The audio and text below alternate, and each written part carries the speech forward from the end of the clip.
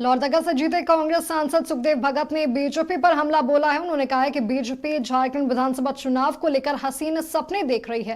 कांग्रेस सांसद ने बीजेपी के झारखंड प्रभारी शिवराज सिंह चौहान और सह प्रभारी हेमंता बिस्वा शर्मा को भी निशाने पर लिया है। सुखदेव भगत ने कहा है कि बीजेपी नेतृत्व को बाबूलाल मरांडी पर भरोसा नहीं है। बीजेपी के प्रदेश अध्यक्ष होने के बावजूद उनके ऊपर 2 और प्रभारियों को लाया गया है। शिवराज चौहान जी को इसलिए कि उन्हें अगर थोड़ी सी भी अगर आत्मग्लानि का बोध हो या उन्हें थोड़ी सी भी लज्जा हो तो उनके कार्यकाल में जिस प्रकार एक आदिवासी युवक के मुंह पे मूत्र त्यागा गया तो क्या वो इसे लेते हैं, उसे उनको शर्म महसूस होती है।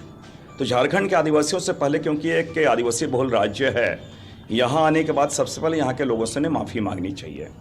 रही बात हेमंत बिस्वा शर्मा जी, मैं फिर रिपीट कर रहा हूँ कि जो 200 सालों से असम में जो यहाँ के आदिवासी निवास कर रहे हैं उनको टी गार्डन लेबर की संज्ञा वो देते हैं, उनके बारे में उनका क्या ख्याल है।